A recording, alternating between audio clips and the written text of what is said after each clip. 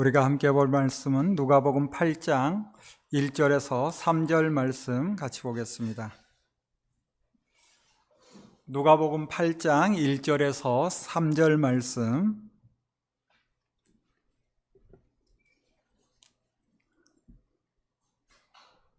교독합니다. 제가 먼저 8장 1절, 여러분이 2절, 3절은 우리 한 목소리로 같이 읽습니다. 그 후에 예수께서 각 성과 마을에 두루 다니시며 하나님의 나라를 선포하시며 그 복음을 전할새 12 제자가 함께하였고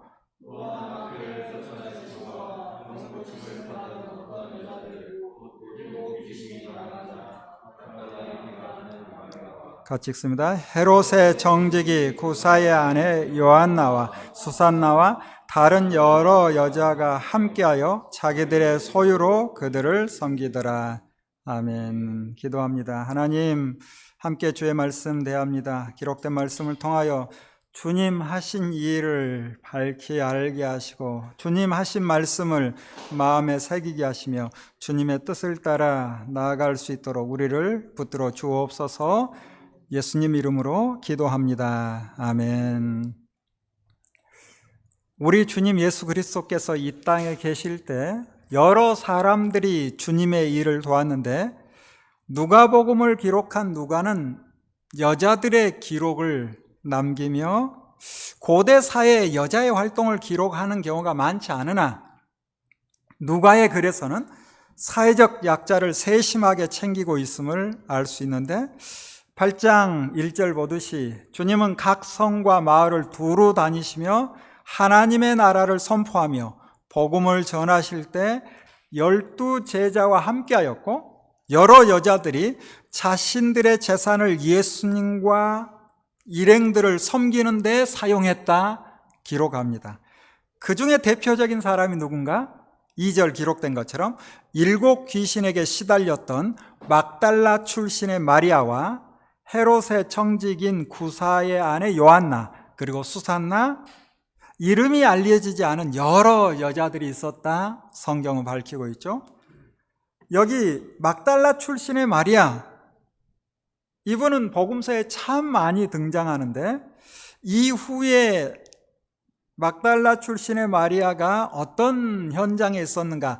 예수님이 십자가에 못 박혀 죽으실 때 대부분의 제자들이 다 뿔뿔이 흩어졌잖아요. 두려워서. 그렇지만 이 막달라 출신의 마리아는 예수님의 어머니 마리아와 함께하였고 뿐만 아니라 예수님의 시신이 매장되는 현장에도 막달라 마리아는 있었으며 안식 후 첫날 이른 아침에 예수님의 시신에 향유를 바르려고 무덤을 찾았던 많은 여인 중에 한 사람이 막달라 마리아였고 예수님의 부활을 처음 목격한 사람도 막달라 마리아입니다. 우리 지난 시간에 봤듯이 7장에 향유를 부은 사람이 막달라 마리아인가요? 그렇지는 않아요. 막달라 마리아라는 근거는 찾아볼 수 없고 대신 여기에서 우리 8장에서 보는 것처럼 여러 여자들이 자신의 재산으로 주님과 제자들을 섬겼다라고 소개하는데 그 대표적인 사람이 바로 막달라 마리아였다라고 기록하고 있죠. 우리가 성경의 기록을 보며 대부분은 가장 영향력 있는 사람 혹은 가장 나이가 많은 사람을 먼저 기록합니다. 그래서 막달라 마리아가 나이가 많았을 것이고 영향력도 있었던 사람으로 볼 수 있죠. 그런데 사람들은 성경에 예수님 가까이 있는 여자 중에 대표적인 사람이 막달라 마리아다 보니 예수님과 막달라 마리아를 연인으로 만들려는 시도를 하기도 해요. 심지어 어떤 사람은 예수님이 막달라 마리아와 결혼하여 자식을 낳았다라는 황당한 소설을 쓰기도 하지만 근거 없습니다. 아무런 근거가 없어요.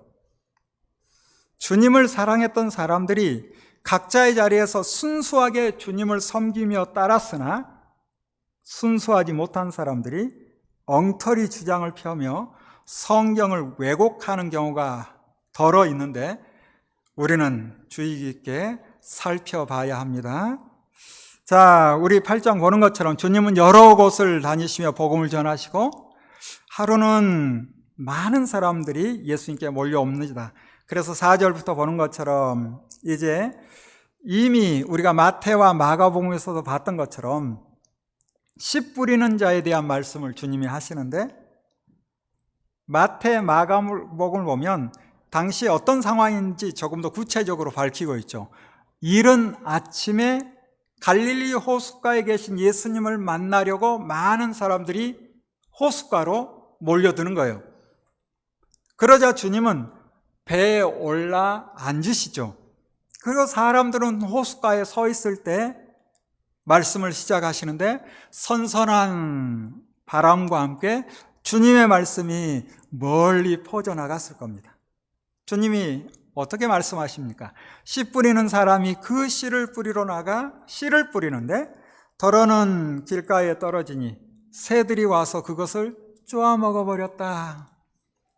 또 더러는 흙이 많지 않은 돌짝밭에 떨어지니 흙이 깊지 않아서 싹은 곧 났지만 해가 뜨자 타버리고 뿌리가 없어서 말라버렸다. 또 더러는 가시덤불에 떨어지니 가시덤불이 자라서 그 기운을 막았으나 더러는 어디에 떨어졌다고 그래요? 좋은 땅에 떨어졌답니다. 좋은 땅에 떨어지니 어떤 일이 있을까요? 열매를 맺게 되죠. 그래서 100배의 결실을 맺었다라고 말씀합니다. 우리가 봤던 마태 마가복음에서는 아는 것처럼 30배, 60배, 100배 이렇게 기록하지만 여기 누가복음에서는 100배의 결실이 있었다라고 말씀하시죠. 자, 이 말씀을 하시고 주님이 마지막으로 뭐라 해요? 들을 귀가 있는 사람을 들어라. 들을 귀가 있는 사람을 들어라. 다 아는 이야기죠. 우리만 아는 이야기가 아니라 당시 이스라엘 사회 대부분 농경 사회 속에 살아가다 보니 목축 혹은 농사 짓는 일이 아주 자연스러운 거예요. 그래서 예수님께서 하신 말씀이 무슨 말인지 못 알아듣는 사람 없을 거예요. 그런데 다 아는 단순한 말씀을 하시고 그냥 지나가시니 뭔가 다른 의미가 있지 않을까라고 생각할 수 있겠죠. 그래서 마태 마가복음을 보면 사람들이 다 떠난 후에 제자들이 이 말씀의 의미가 무엇입니까? 라고 묻습니다. 그때 주님께서 다시 대답을 해주시는데 18절까지 길게 기록되고 있죠. 우리 9절 10절 말씀을 같이 한번 읽어볼까요? 9절 10절 시작. 제자들이 이 비유의 뜻을 물으니 이르시되 하나님 나라의 비밀을 아는 것이 너희에게는 허락되었으나 다른 사람에게는 비유로 하나니 이는 그들로 보아도 보지 못하고 들어도 깨닫지 못하게 하려 함이라. 제자들이 이 비유의 뜻을 물었다라고 하고 있죠. 처음부터 예수님께서 내가 비유로 말한다 라고 하셨을까? 기록은 없어요. 그냥 어떤 말씀을 하신 거예요.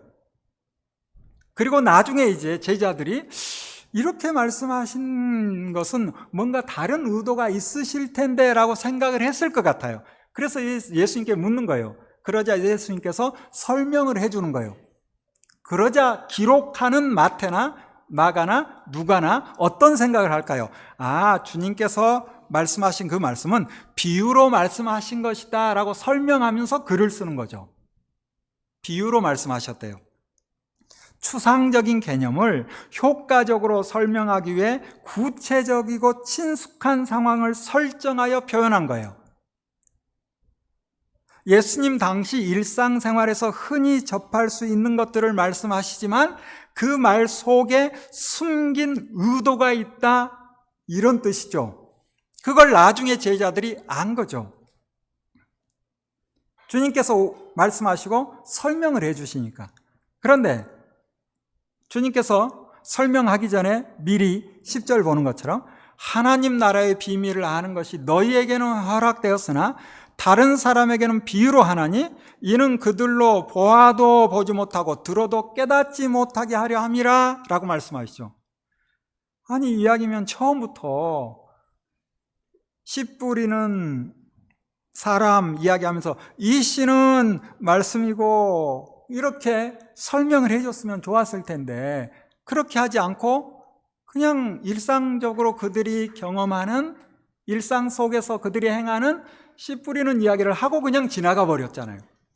근데 왜 설명을 안 했을까? 왜 그랬을까요? 하나님 나라의 비밀을 말하는데 못 알아들으면 다툼만 되지 않을까? 그래서 아는 사람은 비유를 설명하지 않아도 무슨 의미인지 아는데, 모르는 사람은 설명해줘도 안다 모른다? 모르는 거예요. 설명해준다 해서 압니까? 여러분 종종 어떤 사람과 대화를 하게 되죠. 여러분이 생각하는, 여러분이 추구하는 바가 있고 그 사람이 추구하는 바가 있다면 어떤 일에 대해서 여러분이 의도를 가지고 좋은 뜻으로 설명하지만 그 사람이 들으려 합니까? 잘 안 들어요. 대부분 사람들은 자기 듣고 싶은 것만 듣죠. 그리고 자기 생각에 꽉 들어찬 사람은 다른 사람이 어떤 좋은 의견 제시해도 무시합니다. 안 들어요. 우리가 일상적으로 경험하는 것들이에요. 주님께서도 차차 알아가기를 바라셨던 것 같아요. 처음부터 그들이 알아듣기 어려운 말을 하면 예수의 말을 들으려 하지 않고 나오지 않을 수도 있겠죠. 그래서 일단은 이 정도만 하고 지나가는 거예요. 나중에 알겠지.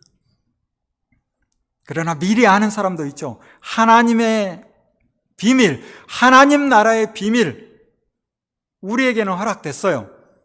그러나 어떤 사람들에게는 허락되지 않았어요. 예수님 당시만 아니라 지금도 마찬가지고, 아니 구약 시대도 마찬가지였죠. 그래서 이사야 6장 9절을 보면 여호와께서 이사야에게 내가 앞으로 이런 일을 할 거다라고 말씀하세요. 그리고 그 일을 백성에게 가서 전하라 라고 말씀하세요. 그런데 어떤 일이 있을 것이다 라는 것도 알려주시죠. 가서 이 백성에게 이르기를 너희가 듣기는 들어도 깨닫지 못할 것이요 보기는 보아도 알지 못하리라. 성부 하나님께서 하나님의 사람 이사야를 통해 하나님의 뜻이 무엇인지 듣게 하고 보게 하였으나 사람들은 자신들의 생각에 사로잡혀 하나님의 말씀을 들어도 깨닫지 못하고 하나님이 하시는 일을 봐도 알지 못합니다. 성자 하나님이신 예수 그리스도께서 이 땅에 오셔서 하나님 나라의 복음을 전파하나 하나님이 하시는, 성자 하나님이 하시는 그 일을 보아도 믿지 못하고 들어도 깨닫지 못해요. 대표적으로 어떤 사람들이 그럴까요? 마태는 이 비유의 말씀을 기록하면서 마태복음 13장 14절에 이사야의 예언이 그들에게 이루어졌다라고 말씀하고 있어요. 이사야의 예언이 그들에게 이루어졌다 할 때 그들 대표적으로 어떤 사람들인가? 바리새파에 속한 사람들, 율법학자들. 그들은 주님을 봐도 주님의 말씀을 들어도 깨닫지 못하고 오히려 주님을 죽이려 하잖아요. 하나님은 모든 사람이 구원에 이르기를 바라시지만 성경에 기록도 되어 있지만 사람이 스스로 귀를 막고 눈을 가리면 하나님의 나라는 요원할 뿐이죠. 그러나 분명히 주님 말씀하신 것처럼 너희에게는 하나님의 나라의 비밀을 아는 것이 허락되었다라고 말씀합니다. 이제 주님이 하시는 말씀 계속 보면 이 비유는 이러하니라 라고 시작하죠. 씨는 무엇이다? 하나님의 말씀이요. 씨는 하나님의 말씀이요. 길가에 있다는 것은 말씀을 들은 자니 이에 마귀가 가서 그들이 믿어 구원을 얻지 못하게 하려고 말씀을 그 마음에서 빼앗는 것이요. 바위 위에 있다는 것은 말씀을 들을 때 기쁨으로 받으나 뿌리가 없어 잠깐 믿다가 시련을 당할 때 배반하는 자요. 가시 떨기에 떨어졌다는 것은 말씀을 들은 자이나 지내는 중 이생의 염려와 재물과 향락에 기운이 막혀 온전히 결실하지 못하는 자요. 좋은 땅에 있다는 것은 착하고 좋은 마음으로 말씀을 듣고 지키어 인내로 결실하는 자니라 라고 말씀합니다. 우리는 길가, 바위, 가시떨기 특별히 생각할 필요 없죠. 여러분 그렇지 않으니까. 좋은 땅에 있으니, 우리가 좋은 땅과 같은 마음이니, 주님이 말씀하시는 씨가 각종 야채 씨앗을 말하는 것이 아니라 무엇이라고 말씀해요? 하나님의 말씀이에요. 하나님의 말씀이 들려진다는 거예요. 누구나 말씀을 듣기는 하지만 어떤 사람은 말씀을 빼앗기기도 하고 배반하기도 하고 결실하지 못하기도 하지만 어떤 사람은 말씀을 듣고 지키어 인내로 결실한다 말씀합니다. 씨가 땅에 뿌려지듯 말씀이 우리 마음에 들려질 때 착하고 좋은 마음으로 그 말씀을 들어야 한다라는 거죠. 여러분 마음 어떤가요? 여러분 다 착하고 좋은 마음을 가지고 있죠? 제가 잘못 보고 있나요? 다 그런 마음인데, 착하다 참 추상적인 단어죠. 좋다, 뭐가 좋고 뭐가 나쁜 거예요? 참 어려운 것 같죠? 착하다라고 번역한 헬라어는 칼로스라는 단어예요. 그 칼로스의 의미를 조금 더 찾아 들어가면 목적에 적합하다라는 의미를 가지고 있어요. 목적에 적합한 게 착한 거예요. 우리가 이 땅을 살아가는 목적이 뭐예요? 조금 더 근본적으로 우리가 존재하는 목적은 뭐예요? 하나님께서 우리를 만드신 목적은 뭐예요? 벌써 좀 그림이 그려지는 것 같죠? 하나님의 뜻에 일치하다라는 의미인 히브리어 토브를 연상할 수 있는 단어가 헬라어 칼로스입니다. 그래서 히브리어 토브를 헬라어로 번역하는 70인역에서 이 칼로스라는 단어를 사용하고 있어요. 그러므로 착하다라는 것은 하나님의 뜻에 일치하다, 목적에 적합하다, 이런 의미를 가지고 있어요. 두 번째, 좋은으로 번역한 헬라어는 아가도스라는 단어인데 그 의미를 찾아 들어가 보면 숭고한 목적을 성취하기 위해 작은 것들을 과감하게 포기할 줄 아는 내면 상태. 그래서 어떤 사람을 좋다 나쁘라고 표현할 때는 나에게 좋은 사람, 내 마음과 맞는 사람을 좋은 사람으로만 할 것이 아니라 숭고한 목적, 우리는 조금 더 구체적으로 하나님의 뜻을 성취하기 위해서 작은 것들을 과감하게 포기할 줄 아는 그런 사람을 좋은 사람이라 해야 돼요.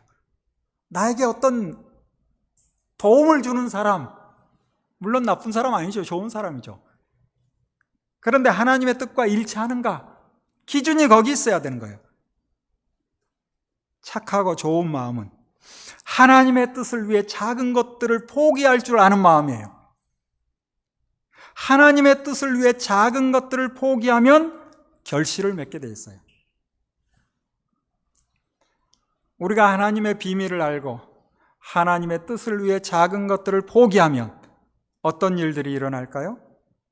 우리 16절, 17절 같이 한번 읽어봅니다. 시작. 누구든지 등불을 켜서 그릇으로 덮거나 평상 아래에 두지 아니하고 등경 위에 두나니 이는 들어가는 자들로 그 빛을 보게 하려 함이라. 숨은 것이 장차 드러나지 아니할 것이 없고 감추인 것이 장차 알려지고 나타나지 않을 것이 없느니라. 빛은 숨길 수 없다는 거예요. 우리의 작은 실천, 하나님의 나라를 드러내게 되는데 우리가 하나님을 위해 작은 것들을 포기하고 하나님의 뜻을 따라 살면 우리의 이 실천이 하나님의 나라를 추구하는 것이 드러난다는 거예요. 그래서 마태복음 5장 16절에서도 너희 빛이 사람 앞에 비치게 하여 그들로 너희 착한 행실로, 이 착한 행실은 뭐예요?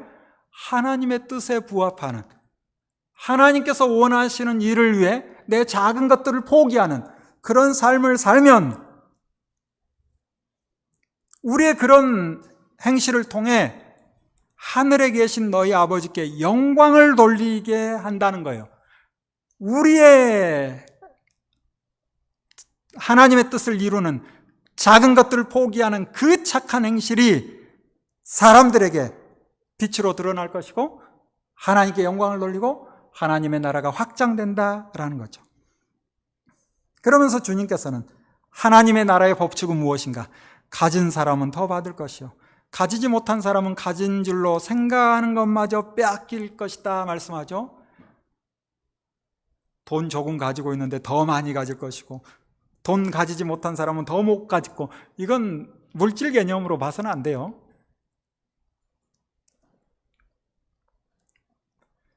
가진 줄로 생각하는 사람들이 누군가? 그 당시 대표적인 사람들, 계속해서 말씀드렸듯이 바리새파 율법학자들, 그들은 스스로 의인이라 생각하며 많은 선을 쌓았다라고 자부하나 작은 것마저 빼앗깁니다.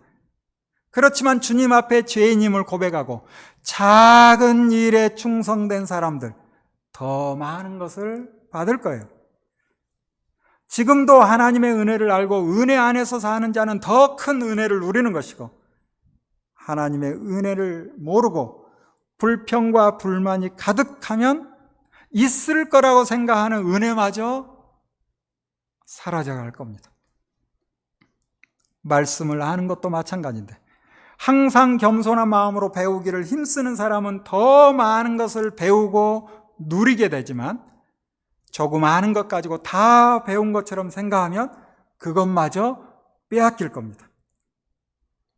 그리고 이어지는 19절부터 예수님의 어머니 마리아와 예수님의 동생들이 예수님을 보려고 찾아오는데, 마가복음 3장 20절부터 35절에서도 이 내용을 자세히 기록하고 있죠. 왜 예수님의 어머니와 예수님의 동생들이 예수님을 보려고 오는가?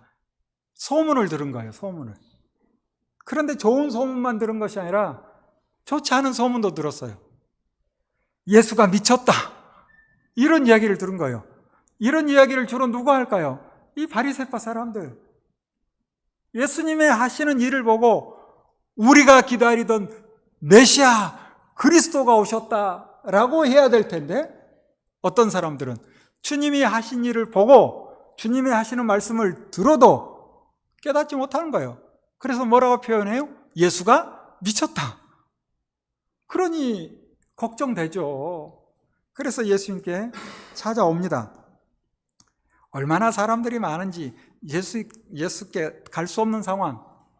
그래서 사람들이 예수님 어머니 그리고 형제들이라는 것을 알아보고서 예수님께 이야기를 하죠. 어머니와 형제들이 찾아왔습니다. 이때 주님께서 얼른 나와서 어머니 오셨어요 해야 될 텐데, 성경은 어떻게 기록되고 있어요?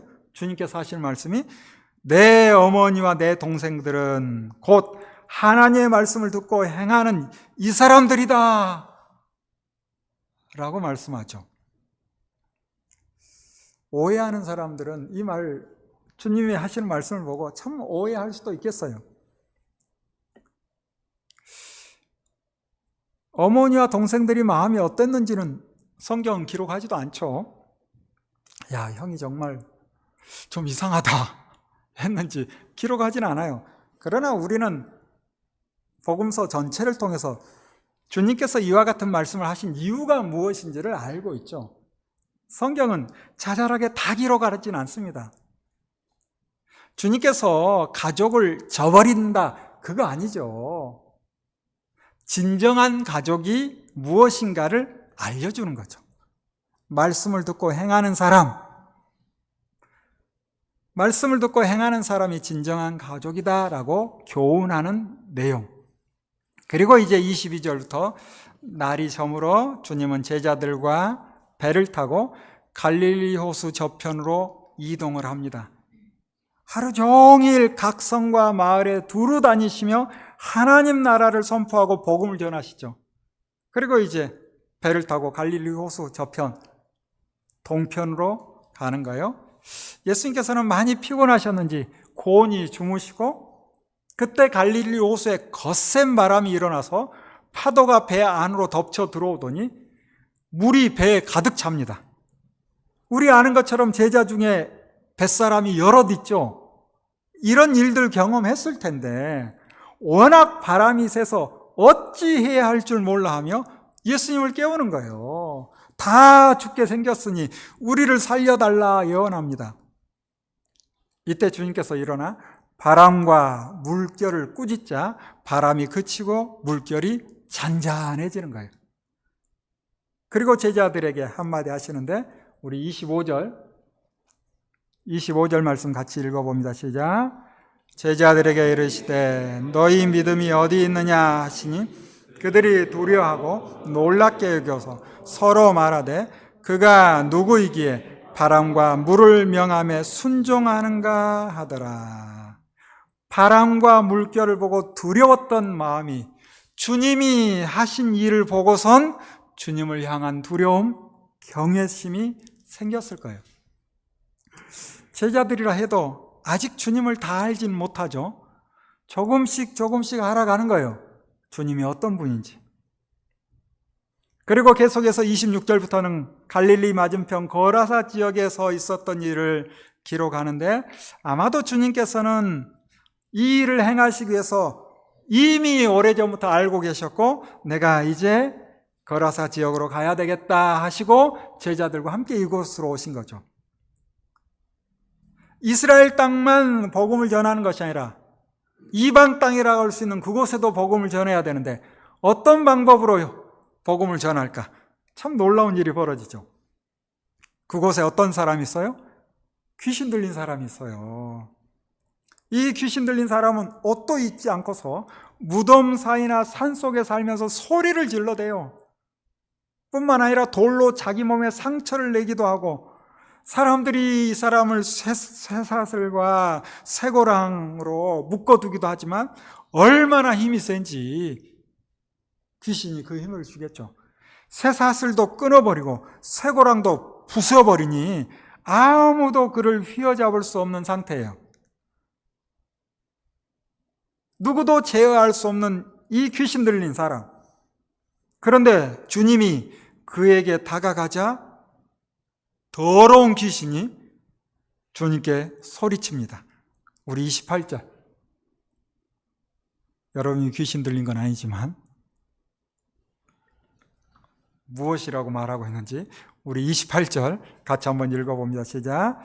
예수를 보고 부르짖으며 그 앞에 엎드려 큰 소리로 부르짖어 이르되 지극히 높으신 하나님의 아들 예수여 당신이 나와 무슨 상관이 있나이까?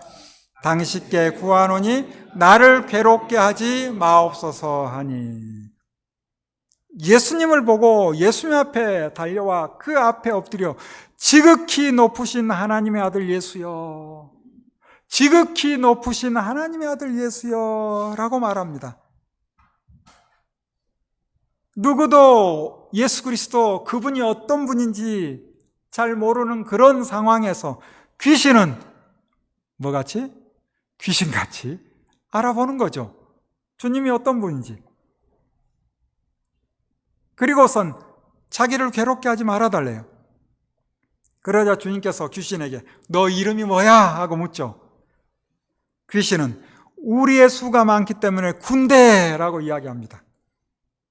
여기 군대라고 번역된 단어가 헬라어 레기온. 이 레기온은 당시 로마 군대 군사 용어로 6,000명으로 구성된 한 개 군단을 레기온 이렇게 불렀어요. 수많은 귀신이 그 속에 들어있는 거죠. 끔찍하지 않아요? 수많은 귀신이.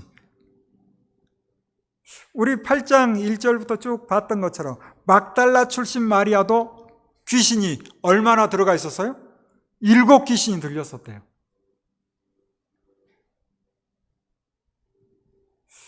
이런 일이 그때만 있을까? 지금은 없을까? 여러분 안에 성령님께서 계시니 귀신은 들어올 틈이 없는 거죠. 그렇지만 그렇지 않는 사람들도 꽤 많을 거예요. 주님을 만난 귀신이 마침 큰 돼지떼를 보고서 우리를 돼지들에게로 보내 그것들 속에 들어가게 해달라라고 주님께 요청합니다. 그러자 주님께서 허락하시죠. 주님의 허락을 받은 악한 귀신들이 돼지떼에 들어가자 귀신 들린 돼지떼가 갈릴리 호수로 내리 달려가 다 빠져 죽게 되는데 몇 마리쯤 돼요? 우리가 이미 마가복음을 통해서 봤죠? 2,000마리쯤 되었다 기록합니다. 자, 돼지는 죽었는데 귀신은 죽었을까요? 지금 예수님께서 귀신을 죽이는 이 일을 행하시는 것이 아니라 지금 주님께서 하시는 일은 뭐예요? 귀신 들린 사람을 온전케 하는 일을 하시는 거예요. 그리고 그 일을 지켜보는 주변의 많은 사람들이 예수님이 누구인지 예수님께 집중하게 하는 거예요. 돼지를 치던 사람들은 깜짝 놀라죠. 그래서 이 사실을 여러 마을에 가서 알리는 거예요. 왜 꼭 알려야 됐을까? 이 2,000마리쯤 되는 돼지가 돼지를 치는 사람들 소유였을까? 아니었을 가능성이 많아요. 일을 맡아서 하는 사람들이에요. 그래서 가서 알려야지. 그러지 않으면 큰일 나잖아요. 그래서 빨리 와보라. 우리는 관리를 잘했는데 돼지떼에 귀신이 들어가서 이 귀신이 돼지떼와 함께 갈릴리 호숫가로 빠져서 다 죽었다라고 알리는 거예요. 이런 일이 있을 수 있어? 하고 몰려오겠죠. 몰려왔는데 그 지역 사람들은 다 아는 귀신 들린 사람, 제정신이 돌아와 있어요. 옷도 입지 않고 있었는데 옷을 입고 앉아있는 것을 봅니다. 그리고서는 이런 일이 있을 수 있나 두려워하는 거예요.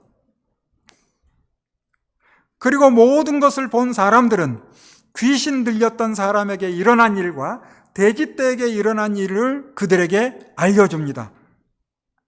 자, 이때 이 놀라운 일들을 들은 사람들, 그리고 그 현장에서 주님이 하신 일을 본 사람들, 뭐라고 고백해야 될까요? 물론 그 전에 귀신이 했던 고백이긴 하지만 틀린 말이 아니니까 지극히 높으신 하나님의 아들 예수여, 나의 주 나의 하나님이라고 말해야 되겠죠. 그런데 뭐라 해요? 우리를 떠나주소서, 돌아가시오 라고 이야기하는 거예요. 돌아가시오. 돌아가라 하니 주님도 배를 타고 거라사 지역을 떠납니다. 이때 귀신 들렸던 사람이 예수님과 함께 있고 싶은 거예요. 예수님을 따라가고 싶은 거예요. 그래서 함께 있기를 예언하는데 우리 38절 39절 같이 읽어볼까요? 38절 39절 시작. 귀신 나간 사람이 함께 있기를 고하였으나 예수께서 그를 보내시며 이르시되 집으로 돌아가 하나님이 내게 어떻게 큰 일을 행하셨는지를 말하라 하시니 그가 가서 예수께서 자기에게 어떻게 큰 일을 행하셨는지를 온 성내에 전파하니라. 주님, 내가 주님과 함께하고 싶습니다. 아니야, 그것보다 너에게 일어난 일을 전해. 그게 우선이야. 하나님께서 너에게 어떻게 큰 일을 행하셨는지 그 일을 전해. 그래서 어디에 가서 전파해요? 성내동에. 성내, 성 안에 들어가서 전파했다라고 하죠. 그 성내가 성내동이에요. 같은 거예요. 하나님이 하신 일이 놀랍죠. 마가복음을 보면 이 지역을 데가볼리라고 합니다. 열을 뜻하는 데카, 도시를 뜻하는 폴리스. 데카폴리스. 10개의 도시를 데가볼리라 하는데 로마가 정책적으로 세운 헬라 문화권의 자치도시인 이 데가볼리에 복음이 전해지는 거예요. 주님이 가서 전할 수도 있겠지만 이 놀라운 일을 통해서 이 사람이 가서 복음을 전하는 거예요. 얼마나 많은 사람들이 복음을 듣고 하나님의 나라를 소유했는지 알 수는 없지만 주님의 놀라운 일들이 전해지는 거죠. 그리고 이제 갈릴리 지역으로 돌아와서 이때 또 많은 사람들이 예수님을 기다리고 있어요. 특별히 이제 41절부터 56절까지 두 가지 사건이 나오는데 회당장 야이로의 딸을 고쳐주신 그 일, 그런데 그 딸을 고쳐주기 위해서 야이로의 집으로 가는데 그 도중에 12년 동안 혈루증으로 고생하던 여인을 먼저 고쳐주시고 야이로의 집에 가서 죽은 아이를 살리신 놀라운 일이 기록됩니다. 사람들은 주님이 오실 걸 기다리고 있었을 거예요. 또 회장당 야이로 자기 딸이 죽어가고 있으니 예수님을 기다리고 있었을 거예요. 그래서 많은 사람들이 예수님을 기다리고 있었고, 예수님이 오자 야이로라는 사람이 예수님을 보고 그 발 아래 엎드리죠. 12살 된 외동딸이 죽게 되었으니 집에 오셔서 살려달라 애청합니다. 당시 유대 지도자들, 예수님을 좋게 생각했던 사람이 많지 않아요. 회당장도 어찌 보면 자기의 외동딸이 죽게 되는 이런 상황이 아니었다면 예수님을 찾지 않았을 가능성도, 절박하니 주님을 찾아 주님 앞에 나올 수밖에 없어요. 이렇게 나온다 할지라도 주님은 그 마음을 아시고 만나주시고 고쳐주시고 참 놀라운 일들이 일어나죠. 그래서 주님께서 이 야이로의 딸을 만나기 위해 길을 갑니다. 길을 가던 도중에 또 다른 고통 중에 있던 사람이 등장하는데 43절에 보듯이 12년 동안 혈루증을 앓아온 여자, 하혈을 하는 병인데 당시에는 죄의 상징으로 여겼죠. 12년 동안 얼마나 많은 고통을 받았을까.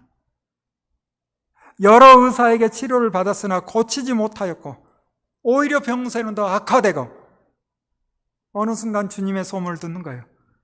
내가 주님을 만나면 나을 수 있을 거야.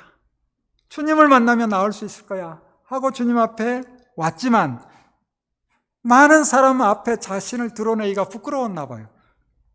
그래서 그저 예수님의 옷자락만 만져도, 주님의 옷만 만져도 나을 것 같은 마음에 예수님 뒤로 가만히 주님의 옷을 만졌어요.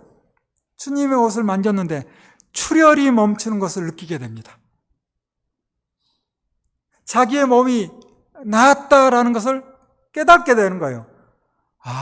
그 감격이 어땠을까? 이때 주님은 모든 것을 아실 텐데도 모른 척 누가 내 옷에 손을 대었느냐 하시죠. 그냥 지나가도 될 텐데. 여자는 자기에게 일어난 일을 알기에 두려워하며 예수님께 엎드립니다. 그리고 모든 사실을 말하죠. 이때 주님께서 하신 말씀 48절에 이 여자에게 어떤 말씀을 합니까? 우리 48절 말씀 같이 읽어봅시다. 시작. 예수께서 이르시되 딸아 내 믿음이 너를 구원하였으니 평안히 가라 하시더라. 너의 믿음이 너를 구원하였으니 평안히 가라. 주님께서는 이 말씀을 하고 싶어서 일부러 누가 내 옷에 손을 대었느냐 하시지 않았을까? 직접적으로 격려해주고 싶었던 것 같아요. 너의 믿음이 너를 구원하였다. 평안히 가라. 12년 동안 고개도 들지 못하고 살았을 이 여자에게 주님은 딸아 너의 믿음이 너를 구원하였으니 평안히 가라. 이때 회당장의 집에서 사람들이 예수님께 오더니 딸이 이미 죽었습니다 라고 알려줘요. 야이로는 어떤 마음이 들까요? 이 여자가 예수님을 붙들어서 그런 마음이 들 수도 있지 않을까. 지체하지 않고 빨리 갔으면 이런 일이 없었을 텐데 그런 마음이 들 수도 있었을 것 같아요. 이미 죽었다니 마음이 무너져 내릴 거예요. 그때 주님께서 회당장에게 뭐라고 말씀하세요? 두려워하지 말고 믿기 말아라. 걱정하지 마라. 이미 죽었다는데도 주님께서는 걱정하지 마. 나만 믿어. 라고 말씀하세요. 그리고 야이로의 집에 가죠. 베드로와 야고보와 야고보의 동생 요한 세 사람만 데리고 집에 들어갔더니 이미 사람들은 슬픔에 쌓여 울며 통곡해요. 주님은 그들을 향해 울지 마라. 이 아이는 죽은 것이 아니라 자고 있다라고 말씀해요. 사람들이 그 말을 들었을 때 주님이 오셨으니 이제 다시 살아나겠구나 그렇게 생각하나요? 아니에요. 아직 그만한 믿음이 없어요. 사람들은 비웃어요. 이미 죽었는데 이미 죽었는데 무슨 소리야? 주님은 그들을 내보내고 아이의 부모와 3명의 제자를 데리고 아이가 있는 곳으로 들어갑니다. 그리고 아이의 손을 잡고 아이야 일어나라 라고 말씀하죠. 아이야 일어나라 외치지 않아요. 그냥 아이야 일어나라 이야기해요. 여러분 마가복음 우리 함께 봤죠? 예수님께서 아람어를 사용했죠. 뭐라고 해요? 달리다굼 그러죠. 달리다 소녀야 쿰 일어나라. 소녀야 쿰 일어나라. 이 말은 집에서 아이 깨울 때 쓰는 말이에요. 그냥 잠자고 있는 아이 깨울 때 이제 일어나야지 달리다 쿰 달리다 쿰. 주님은 자고 있는 아이 깨우듯 달리다 쿰 하고 말씀하시니 이 죽었던 아이가 일어납니다. 주님이 행하신 놀라운 일들, 이 일들이 2000년 전 그 현장에만 있었던 것이 아니라 지금 이 시대 우리의 삶 속에서도 일어나는 거죠. 여러분이 어떤 믿음을 가지고 계시나요?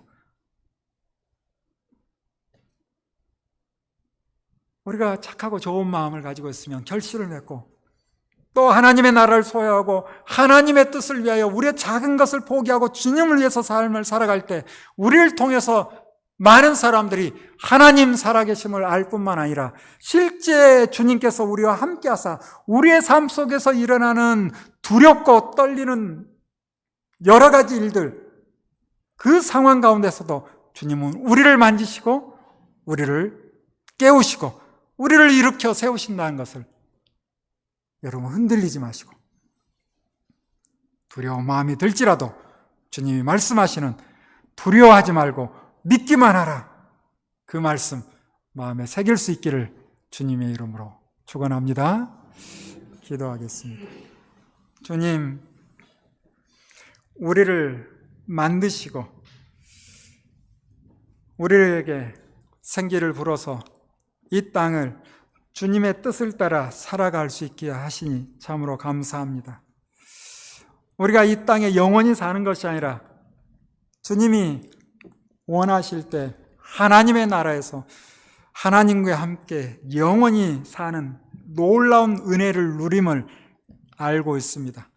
이 땅에서 일어나는 여러 가지 일들, 주님이 우리와 함께 하시며 주님께서 우리를 통해서 하시는 놀라운 일들 날마다 바라보며 하나님의 나라를 위하여 주님의 뜻을 위하여 우리가 작은 것을 내려놓고 주님을 위하여 헌신하며 한 걸음 한 걸음 나아갑니다. 주님, 우리를 통하여 하고자 하시는 놀라운 일들을 이루어 가시기를 바라며 우리 자신을 주님 앞에 드리오니 주님 우리를 받아주시고 하나님의 나라가 우리를 통하여 아름답게 확장되어져 갈 수 있도록 붙들어 주옵소서. 예수님 이름으로 기도합니다. 아멘.